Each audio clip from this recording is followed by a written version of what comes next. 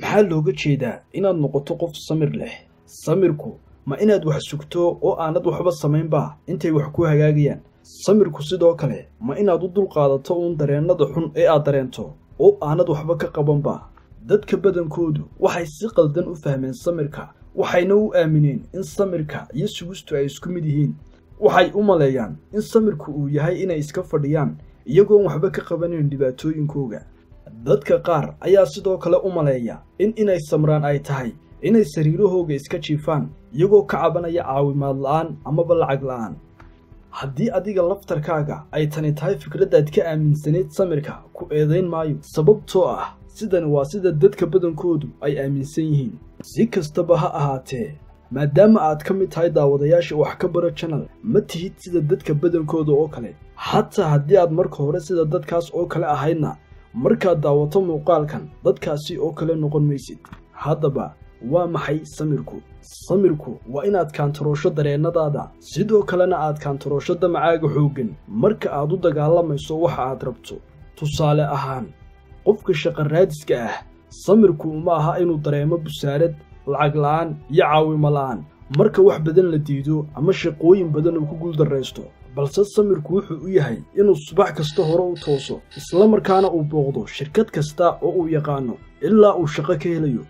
samirku waa inaad waxa ugu fiican ee aad samayn karto u samayso si aad shaqo u hesho adigoon daal dareemayn, madax dareemayn, isla markaana aan murugoonayn. ardaygana samirku uma aha inuu sariirta jiifo oo uu ka fikiro imtixaanka sugaya badnaantiisa. sidoo kale samirku uma aha inuu halkaa iska fadhiyo oo aanu waxba qaban ilaa uu imtixaanka ka gaadhayo, balse samirkiisu waa inuu si adag wax u diyaariyo isagoo xakamaynaya dareennadiisa. ganacsadahana samirku uma aha inuu sariirta iska jiifo ilaa inta xaaladda dhaqaalaha ee waddanku horumarayso, balse waa inuu u sii shaqeeyo si ka adag sidii uu abidka u shaqayn jiray, isagoon isdhiibayn ama aan rajo dhigayn. sida loo noqdo qof samir leh. dadka samirka lihi maaha dad caawimo la'aan ka cawda oo quus taagan, maaha dadka sariirta iska jiifa ee suga inta uu qof noloshiisa dhibaatada ka saara u imanayo. dadka samirka lihi waa kuwa iyagu dhibaatada iska saara ee yaqaana sida loo badbaadiyo naftooda, isla markaana fahma in dhibaatadan iyo wakhtiyadan adag ee ay marayaan ay tahay mid ku meelgaadh ah oo ay ka bixi doonaan, sababtoo ah maalin maalmaha ka mid ah waxay noloshooda u beddeli doonaan dhinaca fiican. macnaha dhabta ah ee samirku waa inaad fahanto in waddada keliya ee aad kaga takhallusi karto culayska iyo dhibaatada aad hadda maraysa ay tahay inaad wax samayso. markaan ku yidhaa noqo qof samir leh, macnaheedu maaha inaan ku leeyahay sug wakhtiga oo saacadda u neeg ilaa ay arrimuhu ka hagaagayaan, balse waxaan ku leeyahay u istaag oo la dagaalan wax kasta oo istaaga waddadaada adigoon luminayn dhiiranaantaada, isla markaana aan quusanayn.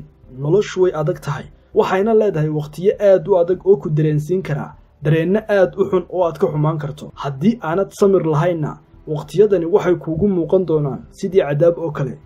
waqtiyada ugu horreeya waxaa laga yaabaa inay kuugu muuqato wax kugu adag inaad kaantaroosho dareennadaada markaad cadaadis ku jirto. si kastaba ha ahaatee, sirta aad ku noqon karto qof samir lihi waa inaad ku tababarto naftaada samirka. waqti kasta oo aad ku qasabto naftaada inaad samir yeelato, wakhtiga xiga wuu kaaga fududaanayaa sidii hore, sidaas ayaanu samirkaagu ka horumarayaa. dhowr bilood kadib waxaad noqon doontaa qof samir u leh si aanu weligii hore samir ugu yeelan, iyadoo ay taa kuugu wacan tahay oo keliya tababarkii aad samaysay. sidaa daraaddeed, si adag u tababar naftaada. dhibaato kasta oo aad waajahdana u tixgeli inay tahay fursad aad ku horumarinayso xirfadaada samirka. buugga sheekooyinka dhiirigelinta leh ee dadkii guulaha gaadhay waa buug ay sii daayeen wax ka bara channel, kaasi oo tallaabo tallaabo kuu bari doona dhammaan farsamooyinka iyo siraha u saamaxa dadka guulaha gaadha inay guul ka gaadhaan nolosha. markaad akhrido buuggan, fursadaha aad ku guulaysan doontaa waxay noqon doonaan qaar aad u heer sarreeya.